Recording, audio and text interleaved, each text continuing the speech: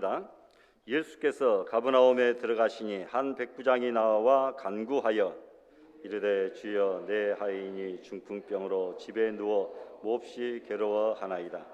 이르시되 내가 가서 고쳐주리라.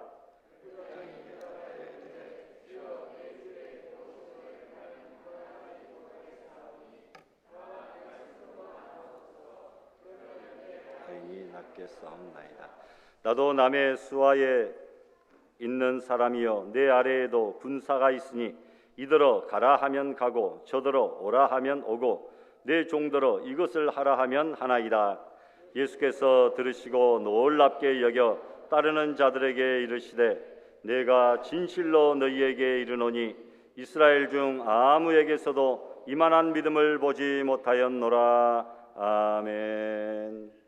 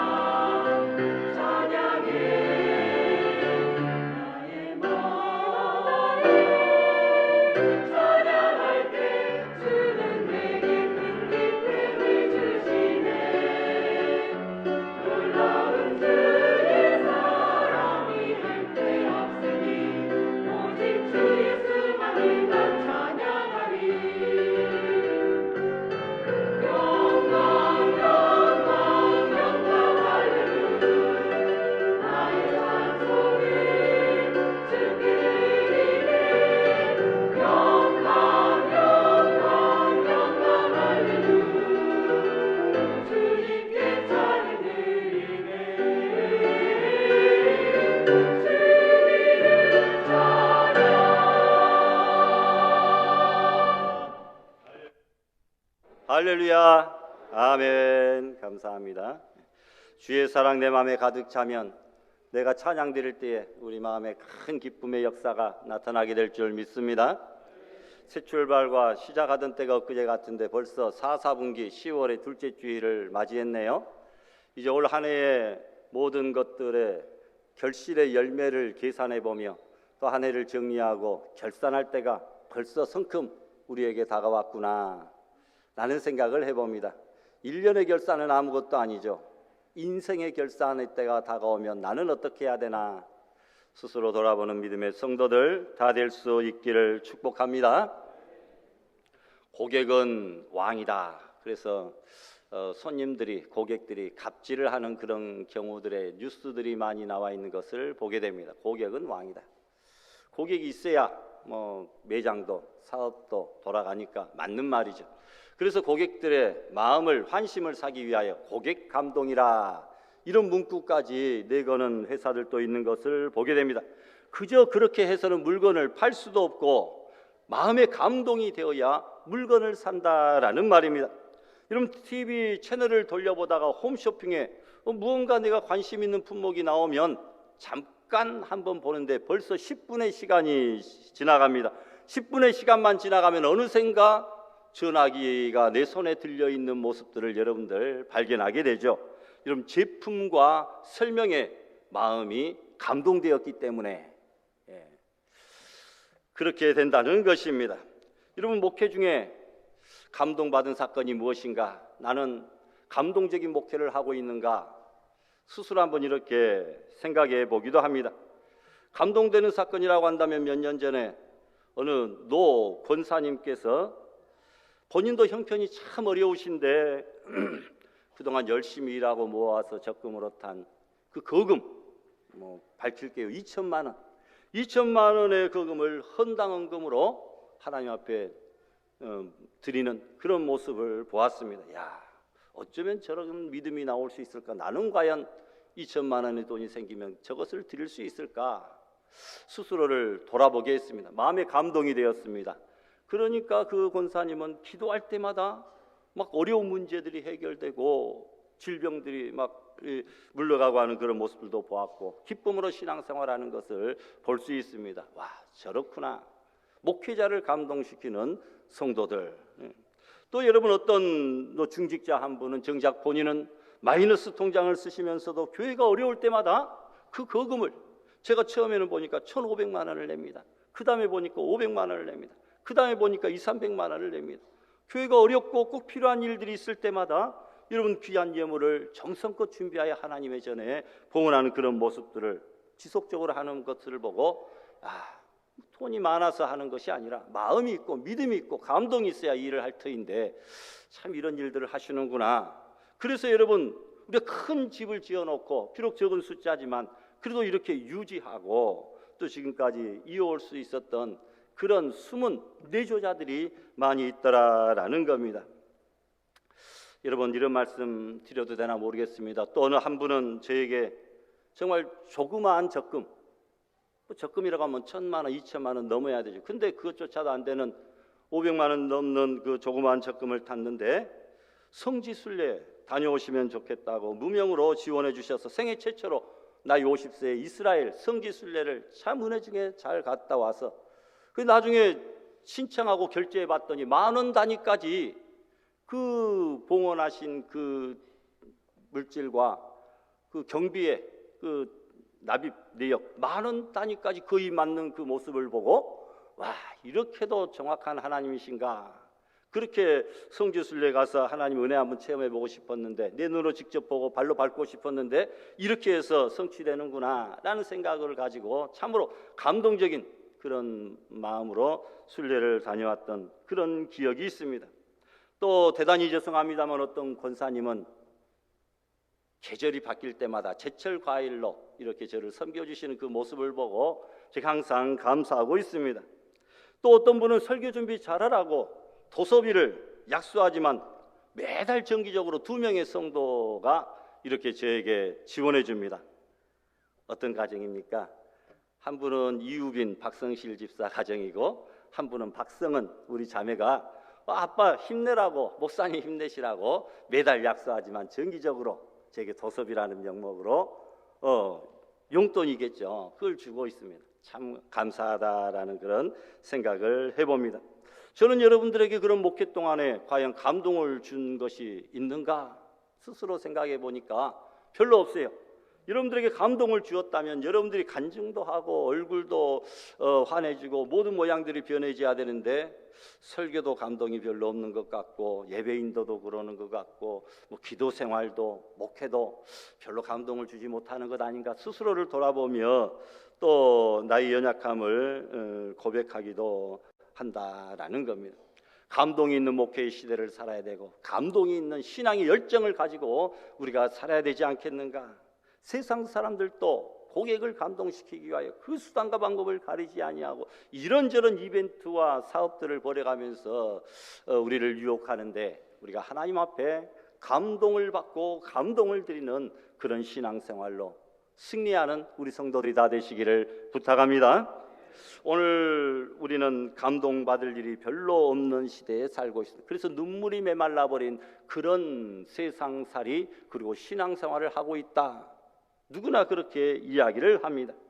감동에 사로잡힐 일들이 별로 없어요. 무슨 큰 사건이 나고 큰 일들이 터져도 저것보다 더 큰 일도 많고 저것보다 더 놀라운 일들도 많았어 하면서 별로 감동을 받거나 놀라거나 여러분 깊이 애석해하거나 그러지 않는 시대에 저희들이 살고, 점점 세상은 삭막해지고 있습니다.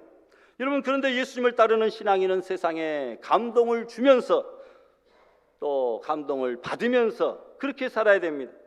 누군가를 감동받게 하여 긍정적인 변화를 생산해내는 신앙의 주인공들이 되시기를 바랍니다. 남편도 감동시켜야 주님 앞에 나오죠. 자녀들도 감동시키고 부모에게도 감동시켜야 여러분 이 자리에 나오고 함께 신앙생활하며 함께 즐거워할 수 있지 않겠습니까? 여러분, 더 나아가 아름다운 믿음을 드러내어 하나님께서 여러분들을 보시고 감동 감탄하시게 되어 오늘 본문에 나온 그 백부장처럼 내 믿음대로 될지어다 하시니 그 즉시로 하인의 병이 낫게 되고 자기의 소원이 이루어지게 되는 놀라운 역사가 나타나기를 소원합니다. 오늘 본문은 예수님께서 가버나움에 가셨을 때 일어난 사건으로서 로마의 한 백부장이 예수님께 나와 엎드려 간구하였습니다. 주여, 내 하인이 중풍병에 걸려 누워 지내는데 몹시 괴로워합니다. 예수님께서 들으시고 선뜻 그래? 내가 가서 고쳐주리라 이렇게 말씀하십니다. 그런데 백부장이 뭐라 합니까? 주여, 내 집에 들어오심을 나는 감당치 못하겠으니 다만 이 자리에서 말씀으로만 하시옵소서. 그러면 내 하인이 낫겠나이다. 나도 남의 수하에 있는 사람이요 내 아래에도 군사가 있으니 이더러 가라 하면 가고 저더러 오라 하면 하고 정도로 이것을 하라 하면 그냥 이해하고 순종하며 잘합니다 라고 말합니다. 이 말을 들으시고 예수님께서 깜짝 놀라셨습니다. 그리고 제자들에게 내가 이스라엘 중 아무에게서도 이만한 믿음을 가진 사람을 보지 못하였노라 이렇게 하시고는 이방인 백부장에게 가라, 내 믿음대로 될지어다. 그러자 하인이 그 즉시로 나았다고 하는 사실이 오늘 본문에 기록이 되어졌습니다. 여러분, 예수님을 놀라게 한 믿음을 소유한 백부장, 여러분 부럽지 않습니까? 도대체 백부장은 어떻게 했길래 예수님까지 감탄하게 하셨을까요? 왜 예수님께서 야, 이 사람의 믿음이 훌륭하다 하시지 않고 나는 이렇게 대단한 믿음을 가진 사람을 처음 본다, 유대인 중에서도 본 적이 없는데 어떻게 이방인 가운데서 이런 믿음을 가지고 있는가 라고 말했을까요? 여러분, 우리가 어떤 믿음을 가져야 예수님을 감탄하게 할 수 있겠습니까? 세 가지로 생각해 봅니다. 첫 번째로 사랑이 담긴 믿음을 가져야 예수님이 감탄하십니다.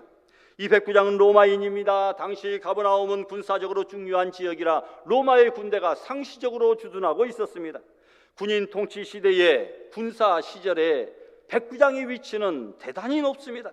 그런 백부장에게 많은 하인이 있었습니다. 그런데 그 많은 하인 중에 하나가 중풍병에 걸렸습니다. 요즘도 나이가 좀 드신 분이 걸리는 병이니까 힘있고 일하는 하인도 아니고 늙어서 노쇠하고 힘도 잘 못 쓰는 늙은 하인이 이 중풍병에 걸린 것 같습니다.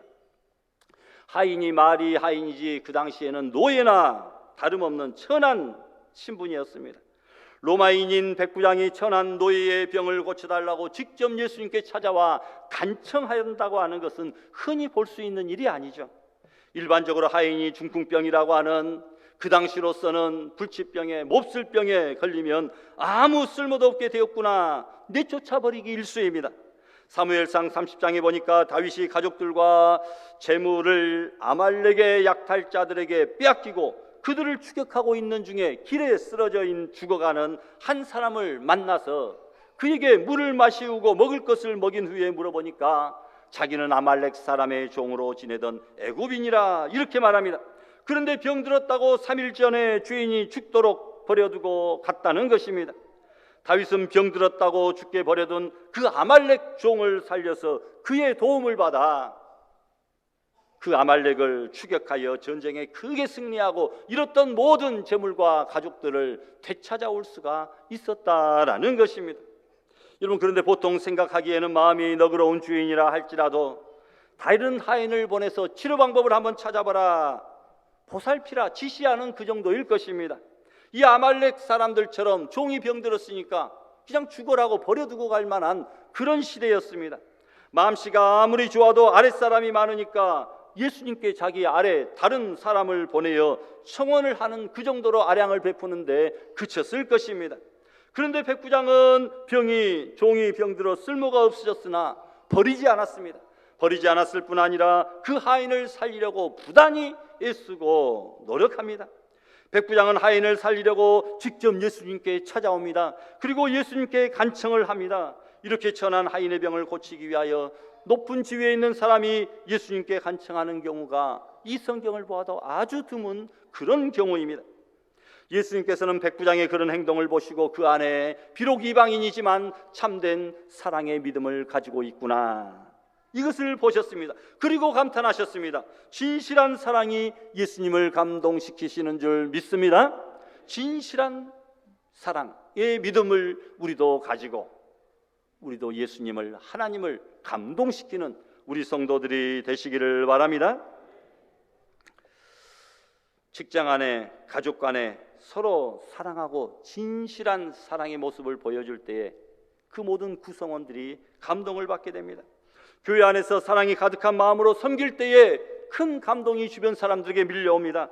우리 서로 진심으로 사랑하여 감동을 선물하는 그런 성도들이 되시기를 바랍니다. 또한 사랑과 믿음이 담긴 기도가 예수님을 감동시킵니다. 자신과 가족들을 위해 기도하는 것 당연한 거죠.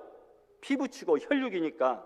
그러나 자신과 직접적인 이해관계가 없는 혈연도 아닌 그 천한 종의 신분, 그를 위하여 간절히 기도하고 부탁한다는 것은 사랑이 없이는 불가능합니다. 부모의 중보기도가 왜 힘이 있습니까? 그것은 자녀를 향한 사랑의 마음이 담겨있기 때문이죠. 예수님께서 여러분의 그런 사랑이 담긴 믿음을 보시고 감탄하시며 능력을 나타내실 줄 믿고 여러분 사랑이 담긴 믿음을 더 많이 드러내어 감동의 주인공들이 되시기를 바랍니다. 두 번째로 여러분, 겸손한 믿음, 이 겸손한 믿음을 가져야 예수님께서 감탄하십니다. 백부장의 간구를 들으신 예수님께서 그래 내가 가서 고쳐주마 말씀하십니다. 그러나 백부장은 주여 내 집에 들어오심을 나는 감당치 못하겠으니 다만 말씀으로만 하옵소서. 직접 찾아오실 일이 뭐가 있습니까? 여기서 말씀으로만 하옵소서. 내 집에 이 존귀하신 주님을 모시는 것이 차마 죄송스럽습니다. 그렇게만 해도 내 하인이 낫겠나이다, 이런 고백을 합니다. 삭개오는 예수님이 자기 집에 머무시겠다고 하니 신이 나서 예수님을 모셔 영접하여 드립니다. 그런데 본문의 백부장은 예수님이 자기 집에 오는 것을 감당치 못하겠다고 합니다. 무슨 뜻입니까? 그의 집은 가버나움에서 가장 크고 좋은 집입니다. 많은 종들이 있어 지시만 하면 힘도 들이지 아니하고 먹을 것을 풍성히 극진히 잘 대접할 수 있습니다. 그러나 백부장은 이방인인 자신의 집에 예수님이 오실 때에 자신은 영광이고 좋지만 예수님께 혹 누가 될 수도 있지 않을까, 이런 생각을 합니다. 시기심이 많은 바리새인들이, 유대인들이 이방인의 집에 가서 예수님이 함께 교제하였다고, 밥을 먹었다고 비난하고 공격하면 예수님이 유대인들 때문에 공경에 처해질 수도 있겠다, 이것을 미리 예견하고 자기 집에 들어오심을 감당치 못하겠다 겸손히 사양을 합니다. 여러분, 백부장은 자신의 신분과 지위와 부를 생각하였다면 누구에게도 나는 꿀릴 것이 없다라고 생각하고 크게 교만했을 것입니다. 그러나 예수님께서 하나님의 아들이심을 믿고 그 앞에 한없이 낮아지고 겸손해집니다. 세상적으로 높은 위치에 오른 백부장이 예수님 앞에서 낮은 모습으로 겸손한 자세로 서 있는 것을 보며 예수님은 크게 놀라고 감탄하셨습니다. 저도 군대에서 군종장교로 있을 때에 대령 계급을 단 연대장님이, 그리고 별 2개 소장 계급을 단 사단장님이 친히 찾아오셔서 목사님 어디 계시냐고 찾고, 목사님을 회의할 때, 모임할 때, 체육대회 할 때 기도를 시키고, 또 많은 사람들 앞에서 축혀 세워주고 인정해주는 그런 모습을 보고 높은 지위에 있으면서도 이렇게 겸손한 이런 분들은 앞으로 나라와 민족을 위해서도 크게 쓰임을 받았으면 좋겠다 생각하고 그분들을 위하여 기도를 열심히 했습니다. 다들 그런 분들이, 겸손한 분들이 진급하고 승진하고 잘 되는 모습들을 보았습니다. 여러분, 겸손의 모습, 이것을 보시고 예수님이 감동하셨습니다. 여러분, 캐나다 로키 산맥 해발 3,000m 높이에 수목 한계선 지대가 있습니다. 더 이상 이 위로는 너무나 산소가 희박하고 그리고 춥고, 그러니까 수목이, 나무가 더 이상 자랄 수 없다. 수목 한계선이 있습니다. 이 시대의 나무들은 매서운 바람 때문에 곧게 자라지 못하고 마치 사람이 무릎을 꿇고 있는 듯한 그런 모습을 한 채 서 있습니다.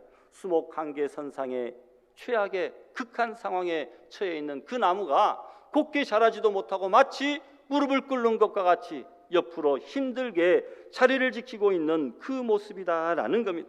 눈보라가 얼마나 심한지 나무들은 생존을 위해서 높이 서지도 못하고 낮게, 그야말로 무릎을 꿇고 사는 삶을 배워야 살 수가 있었다는 것입니다. 그런데 놀라운 사실은 세계적으로 가장 공명이 잘 되는 명품 바이올린은 바로 이 무릎 꿇은 나무로 만든다라고 합니다. 겸손한 모습으로 시련을 이겨낸 나무로 만든 그 바이올린의 소리가 워낙 고와서 고가로 팔린다. 일반 나무 목재하고는 비교가 되지 않는다라는 것입니다. 여러분, 어려움이 닥칠 때 좌절하고 낙심하는 사람은 그것으로 인생이 끝납니다. 그러나 겸손한 자세로 하나님 앞에 무릎을 꿇는 그 사람은 명품 인생으로 다시 태어나게 되는 줄 믿습니다. 고난의 폭풍우를 견디며 겸손을 배우는 사람들이 나라와 민족과 세상의 교회의 새로운 역사를 만들어냅니다. 역경 앞에서 가장 필요한 것은 그래서 겸손입니다. 낙타는 짐을 실을 때에 주인 앞에 무릎을 꿇습니다. 낙타는 짐을 내릴 때에도 주인 앞에 무릎을 꿇습니다. 주인이 올라탈 때에도 무릎을 꿇습니다. 그래서 낙타의 무릎은 항상 굳은 살이 배겨 있습니다. 그리스도인은 하나님 앞에서 겸손과 기도에 낙타 무릎을 꿇어야 됩니다. 우리의 기도 무릎도 낙타의 무릎처럼 굳은 살이 배겨져 있어야 됩니다. 옛날 우리 부모님들 시대의 교회 생활은 의자 생활이 아니라 마룻바닥 문화였습니다. 마룻바닥이 그냥 방석이 있으면 좋고 없으면 그냥 앉아서 무릎을 꿇고, 지금과 같이 편하게 앉아서 양반다리하고 예배드리는 것이 무릎을 꿇고 예배를 드리고 무릎을 꿇고 기도를 했습니다. 그래서 어느 교회는 마룻바닥 기도회라 이렇게 이름을 정하고 의자에 앉지 아니하고 교육관 같은 데를 마룻바닥으로 만들고 거기에서 방석 깔고 무릎 꿇고 기도회를 하는 그런 가까운 교회들도 보았습니다. 겸손과 기도의 낙타 무릎, 우리에게도 필요하지 않겠습니까? 그럴 때 부활의 기쁨이 우리의 삶 속에서 활짝 꽃피우고 열매를 맺히게 되는 것이죠. 오늘날 교회의 문제가 무엇입니까? 열심히 없는 것이 문제입니까? 아닙니다. 정말 열심히 일하는 성도들도 많이 있습니다. 자기 몸을 헌신하며 충성하는 분들이 있다는 거죠. 아니면 현대교회가 열심히 헌금하는 분들이 없어서 문제입니까? 아닙니다. 정말 열심히 11조를 드리고 감사하고 목적헌금을 드리는 희생적인 분들도 많이 있는 것을 봅니다. 아니면 주방에서 봉사부서에서 열심히 봉사하는 분들이 없어서 현대교회가 문제입니까? 아니죠. 한국교회만큼 열심히 봉사하는 교회는 세계 어디에 가도 흔치 않습니다. 그러면 교회 안에 기도하는 분들이 없어서 문제입니까? 아닙니다. 세계 어디를 가봐도 한국교회만큼 열심히 기도하는 나라도 흔치 않습니다. 그러면 무엇이 문제일까? 바로 겸손한 모습으로 섬기는 이들이 부족하다. 겸손한 모습으로 섬기는 이들이 더 많아야 된다라는 것이죠. 성 브라더 로렌스 수도사는 싸움이 제일 많기로 소문난 그 수도원의 원장으로 임명이 되었습니다. 그가 그 문제 많은 수도원의 문을 두드리자 젊은 수도사들이 누가 왔는가 하고 몰려나왔습니다. 그들은 백발이 성성한 초라한 행색에 늙은 수도사가 서 있는 것을 보고는 왔어요? 그럼 어서 가서 식당에서 접시를 닦으시오 하고 말했습니다. 그곳에 처음 들어오는 말단 수도사가 그런 일을 하는 것이 전통인가 봅니다. 로렌스 수도사는 아무 말 없이 네 그러겠습니다 하고 대답하고는 곧장 식당으로 묵묵히 걸어갔습니다. 한 달, 두 달, 석 달 계속해서 식당에서 접시를 닦습니다.